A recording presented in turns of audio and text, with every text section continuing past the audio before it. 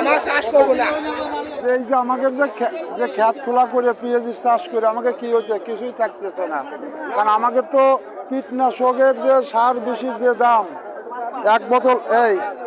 এক বোতল নুনার দাম 1200, 1000, 1100 করে দাম।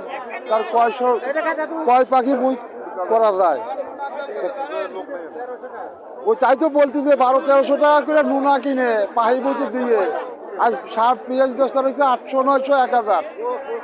তা কি থাকতেছে, কৃষকের কিছুই থাকে না। ন্যায্য দাম দিতে হবে, ন্যায্য দামটা দিলে পাও তাহলে কৃষক বাঁচবে, তা নইলে কৃষক কিন্তু বাঁচবে না। কত দাম হইলে আপনাদের পোষাবে? কত দাম আর হইলে আপনাদের? আমাকে বেশি না, 2000 টাকা বাজার দিলে আমাকে যথেষ্ট। আমরা উপরে চাই না, 2000 টাকা বাজার দিক। এখন আমাকে পেঁয়াজির হলো চাষ, পেঁয়াজ ছাড়া তো আমাকে কিছু নাই। কৃষকের তো গম নাই, ছোলা নাই, খেসারি নাই, আছে শুধু একমাত্র পেঁয়াজ রসুন। তার তো দাম নাই। তো বাংলাদেশ সরকার দিন একটু কৃষকের প্রতিদিন তাকায়।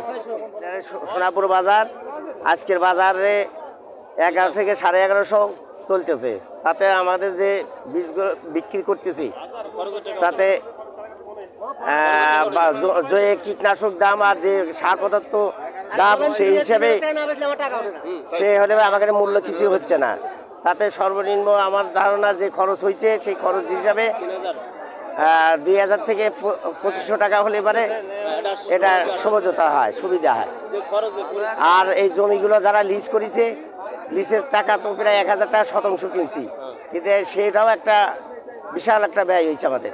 আবার এখন কীটনাশক, তারপর সার যে দাম, এবং পেঁয়াজ এই দামে বিক্রি করলে 1100 থেকে 50 টাকা বিক্রি করলে আমাদের অনেক লস হয়। ধন্যবাদ। খরচের টাকাই হয় না।